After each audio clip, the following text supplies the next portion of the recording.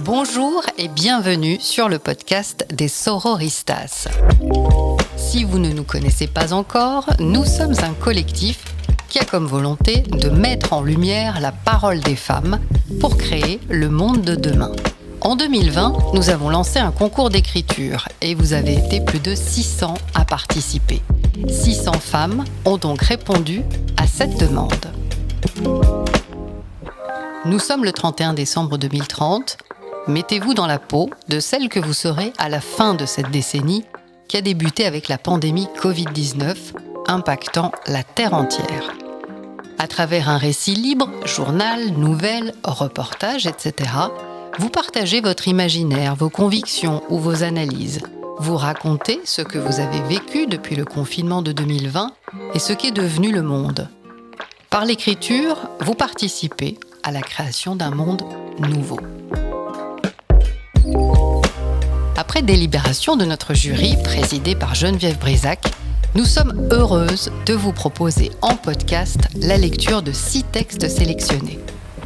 Nous remercions Anne Desquequer-Cormon, membre des Sororistas, de s'être prêtée à l'exercice de la lecture. Bonne écoute. Covid contre Goliath, de Laura Carpentier-Goffre.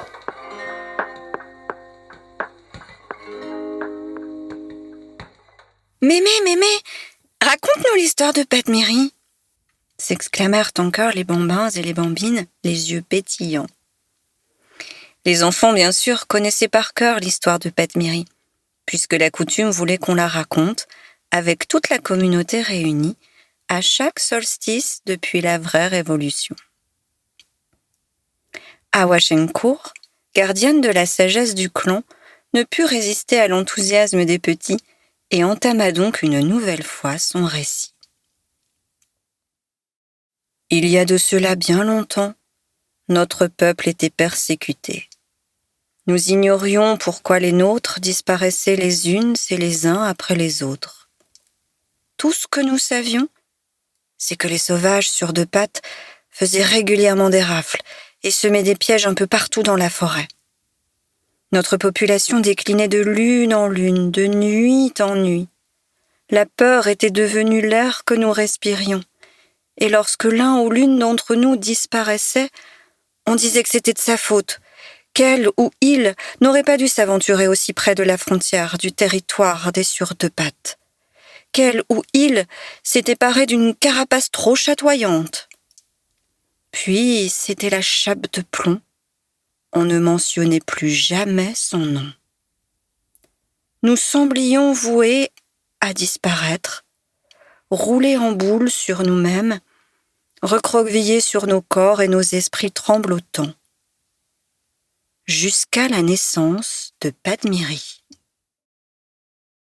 Padmiri avait miraculeusement survécu à la disparition de sa mère, alors qu'elle était encore une toute petite bébé, emportée elle aussi par les impitoyables sur 2 pattes. En grandissant, elle avait développé une farouche aversion au fatalisme que tous les siens semblaient avoir inoculé sous l'épiderme. Elle refusait de se plier à la règle tacite qui imposait d'ensevelir les disparus sous le linceul du silence.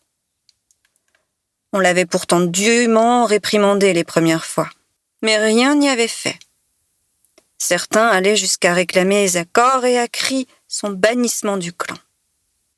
Fort heureusement, il se trouvait alors toujours quelque individu, épris de compassion pour la petite orpheline rebelle, prêt à défendre sa cause bec et griffes. Mais toutes et tous, finalement, étaient plus ou moins convaincus que Padmiri n'était pas tout à fait saine d'esprit. Aussi, lorsqu'elle commença à amasser des pierres à l'entrée de sa tanière, personne n'y prêta vraiment attention. Jusqu'à ce qu'un soir de pleine lune, on l'aperçoive très affairée à transporter ses cailloux depuis son terrier jusqu'à la place centrale du bourg. Intrigués par ce drôle de manège, les premiers badauds s'approchèrent à pas de louve. Elle et il virent tout d'abord que Padmiri avait disposé au sol les minéraux de façon à ce qu'ils dessinent un motif de spirale. Puis en y regardant de plus près, elle et il comprirent un à un de quoi il en retournait. Bien que pleinement conscients de la transgression dont l'orpheline se rendait coupable, elle et il ne parvenaient plus à détourner le regard. Sur chacune des roches composant le tourbillon, Padmiri avait gravé le nom d'un ou d'une disparue. En son cœur, la première pierre portait le nom de sa mère, Taiopi. Les cristaux encastrés dans la roche scintillaient sous les reflets platinés d'une lune plantureuse. Passés les bétudes des premiers instants, les larmes et les cris enfouis de tous ces deuils non faits inondèrent la nuit. La sinistre spirale avait balayé dans sa course le déni de survie qui engourdissait jusque-là l'esprit de toute la communauté. Notre peuple tint alors conseil. Il fut collectivement décidé que les noms des disparus ne seraient plus tus. Dorénavant, une cérémonie serait donnée en la mémoire de chaque victime. Leur souvenir serait gravé dans la pierre, gardienne de la mémoire de la terre-mère, puis déposé dans le sanctuaire érigé par Padmiri, qui fut alors rebaptisé la place de la roche qui déchire les chimères. Chaque citoyenne et citoyen de notre peuple suivrait désormais un entraînement intensif au camouflage. Des mesures éducatives seraient déployées pour que cesse le blâme des victimes. Padmiri était convaincu que les choses allaient enfin changer. Mais les lunaisons s'égrenèrent, et la spirale des disparus n'avait de cesse de grignoter du terrain. Aussi invraisemblable que cela puisse paraître, l'émoi qu'elle avait suscité dans un premier temps s'émoussa peu à peu. Le décompte macabre des disparus avait fini par se fondre dans le paysage. Padmiri finit par comprendre, amer, que rien ne changerait. Les siens, les siennes, continueraient de s'accommoder, bon gré, mal gré, de l'horreur, jusqu'à ce qu'il ne reste plus une seule âme pour s'en désoler.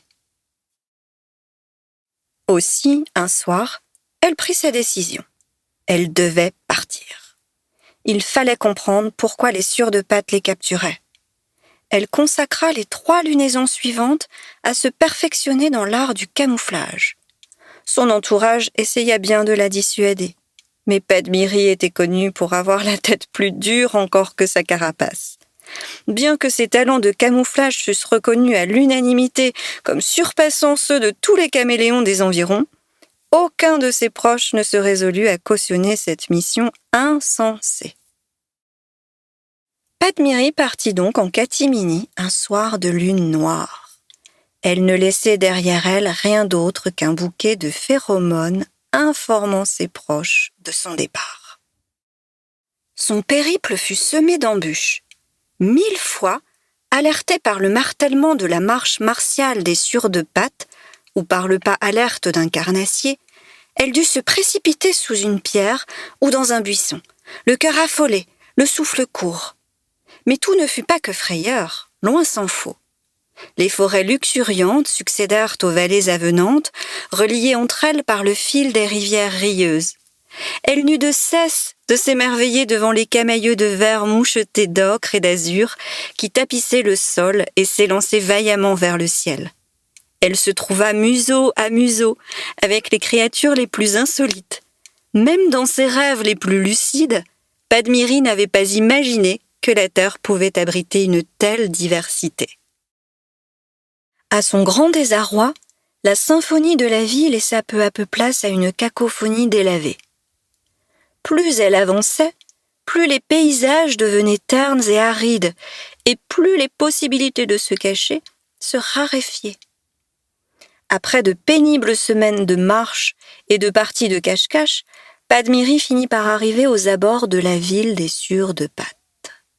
Une ville était une vertigineuse concentration de Sûrs-de-Pattes où toute autre forme de vie était soit éradiquée et supplantée par des blocs et des plaques de matière inerte, soit mise en cage. Les Sûrs-de-Pattes mettaient tout en cage, même les femelles et les petits de leur propre espèce. Padmiri resta tapie jusqu'à ce que la nuit soit avancée et que le tumulte du bitume s'amenuise enfin. L'air que les sur-de-pattes inhalaient sans broncher lui brûlait atrocement la trachée. Aux aurores, le fumet âcre qui flottait tout autour d'elle se fit soudain plus agressif. Elle suivit la piste de ces effluves faisandés et finit par déboucher sur une place grouillant de sur-de-pattes et de cadavres d'animaux en tout genre. Elle resta pétrifiée d'horreur devant ce charnier que les sur-de-pattes, ainsi qu'elle l'apprit plus tard, appelaient le marché. Comme tous les siens, Padmiri avait appris très tôt le langage du peuple, des fourmis, des termites, des primates et des reptiles des environs. Mais douée d'une sensibilité hors du commun, elle avait rapidement acquis la faculté de communiquer avec des peuples plus éloignés du sien, comme la nation de celles qui s'enracinent vers le bas et s'élancent vers le haut. Aussi, elle décoda aisément les structures de la langue sur 2 pattes. Quoique rudimentaire sur le plan technique, elle comportait une multitude de termes qui n'avaient d'équivalent dans aucune autre langue du vivant qu'elle connut. Il lui fallut autant de temps que de courage pour saisir toute l'horreur de la réalité que recouvraient des mots courants tels que mépris, prostitution, abattoir ou guerre. Et peut-être plus encore pour assimiler que chez les sur-de-pattes, le mot croissance désignait non pas la vie qui s'épanouit, mais celle que l'on asphyxie pour son profit. Ces prédateurs ne ressemblaient à aucun autre. Un jour, Padmiri décida qu'elle en savait suffisamment, en vérité bien plus qu'elle ne l'aurait souhaité. Il était temps de rentrer. La pollution et l'angoisse dans lesquelles elle avait baigné ces derniers mois l'avaient prématurément vieillie, et elle savait que le retour serait éprouvant. Or, elle devait coûte que coûte réussir à rejoindre son clan pour lui faire part de son plan. Car Padmiri avait un plan. Lorsqu'elle retrouva enfin son village, grande fut sa peine de découvrir que la plupart de celles et ceux qu'elle avait connus avaient entre-temps disparu. La nouvelle se répandit comme une coulée de boue. L'une des nôtres était revenue de chez les sur-de-pattes. Personne n'en croyait ses oreilles. Tout le monde accourut pour en avoir le cœur net. Au crépuscule, le clan se réunit au grand complet pour écouter le récit de Padmiri. Les mots lui manquaient cruellement. Comment expliquer un monde entier bâti sur le pouvoir sûr à des êtres qui ne connaissaient que le pouvoir de ? Mes chères sœurs, mes chers frères, vous l'aurez compris, poursuivit Padmiri. Les sur-de-pattes considèrent que tout le vivant leur appartient et qu'ils peuvent à ce titre en disposer à leur guise. Il faut savoir que leur mâle ne chasse pas uniquement pour se nourrir, mais aussi pour le plaisir de faire souffrir. J'ai découvert que les hommes, puisque tel est leur nom, se servent non seulement de notre chair pour s'en repaître, mais aussi de nos écailles pour retrouver leur aptitude au coït, qu'ils nomment virilité. Ils emploient cette virilité à asservir ce qu'ils appellent la nature, c'est-à-dire tout ce qui n'est pas homme. Les femelles et les petits de leur espèce en font partie. Et tout comme nous, les femmes, c'est ainsi qu'elles s'appellent, comptent et pleurent leurs mortes depuis d'innombrables lunes. Si elles ne sont pas comme eux, pourquoi ne font-elles rien pour les empêcher de nuire alors ? Éructa quelqu'une dans l'assemblée, la voix étranglée de colère. Parce qu'elles ont peur, parce qu'elles croient qu'il n'y a rien à faire, si ce n'est d'essayer de se faufiler entre les mailles de leur filet, parce qu'elles espèrent que leur amour suffira à faire changer les choses. Comme nous, ma sœur, répondit Padmiri avec conviction. Lorsqu'elle se tut, il y eut d'abord un silence électrisé, puis l'incrédulité et le désarroi commencèrent à se déverser sur l'assemblée dans un brouhaha incohérent. Padmiri reprit la parole au milieu du chaos naissant. « Ils ont l'air invincibles parce qu'ils prennent toute la place, mais ils ne représentent en réalité que 0,05% de la biomasse terrestre. Et nous, mes sœurs, mes frères, nous sommes les 99,95%. Nous avons le pouvoir, et surtout le devoir, de les empêcher d'exterminer tout ce qui vit sur cette terre, qu'ils partagent avec nous.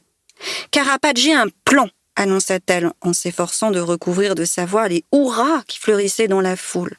J'ai découvert la faille des mâles sur deux pattes. Ils se croient tellement forts qu'ils ne se méfient pas de ce qui est plus petit qu'eux. J'ai entamé des tractations avec certains micro-organismes et ils sont prêts à s'unir à nous pour combattre ce fléau. Lorsque l'arme sera prête, je la transmettrai à toutes celles et ceux qui voudront se joindre à la lutte. Comme l'a dit Julia Butterfly Hill, une femelle sur deux pattes qui a appris la langue de celle qui s'enracine vers le bas et s'élance vers le haut, une seule personne peut faire la différence. Et cette personne, c'est chacun de nous. Elle conclut son discours sous un tonnerre d'apatissements. Les lunes passèrent, et Padmiri sentait ses forces vitales la quitter peu à peu. L'arme bactériologique n'était pas encore tout à fait au point, mais il lui fallait agir sans tarder. Après avoir transmis le bouillon de culture à tous les volontaires de son village et avoir fait ses adieux, elle entama donc son voyage, sachant que celui-ci serait sans retour. En chemin, Loretta, une vieille chauve-souris, l'interpella. « Que fais-tu donc sur ce chemin? As-tu perdu la raison? Tu sais bien que les sur deux pattes rôdent dans les parages. Retourne vite auprès des tiens, malheureuse. » Padmiri discuta longuement avec Loretta.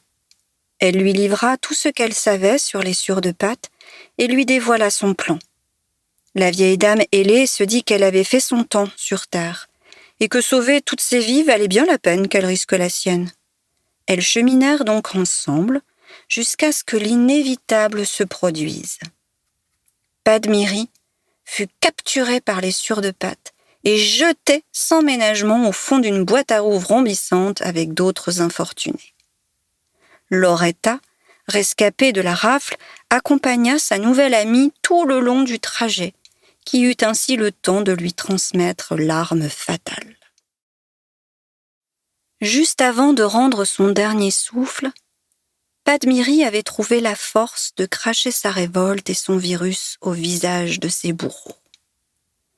Elle avait accompli sa mission et pouvait rejoindre la mort en paix avec la vie. Loretta s'efforça de lui renvoyer un regard sorore jusqu'au dernier instant. Elle se jura de faire tout ce qui était en son pouvoir pour que le peuple de celles qui sillonnent la nuit connaissent l'histoire de l'intrépide Padmiri, fille de la nation au manteau d'écailles qui s'enroule sur soi, et pour mener à bien sa noble mission. Moins d'une lune plus tard, le monde des sur deux pattes commença à vaciller. Les sur deux pattes des 5 continents se retrouvèrent bientôt prisonniers des cages qu'ils avaient destinées aux autres êtres vivants, tremblant d'inquiétude chaque fois qu'il leur fallait en sortir pour trouver de la nourriture. À leur tour, les hommes connurent la peur d'un ennemi énigmatique et inexorable. Les chauves-souris colportèrent alors le germe de la révolte dans les moindres recoins où portaient leurs ultrasons. Padmiri savait que l'arme était imparfaite. Aussi, s'attaqua-t-elle malheureusement aux plus vulnérables des sur deux pattes. Les anciens furent les plus sévèrement touchés. Une conséquence que Padmiri n'avait pas anticipée fut la recrudescence de la violence des hommes. Ils faisaient la loi, et strictement rien d'autre. Tout le reste reposait sur les épaules endolories des femmes. Les hommes leur confisquèrent de surcroît la parole sur ce qu'ils appelaient pompeusement le monde d'après. Il devint bien évident que ce monde d'après serait tout autant bâti sur les larmes, le sang et la sève du vivant que celui d'avant.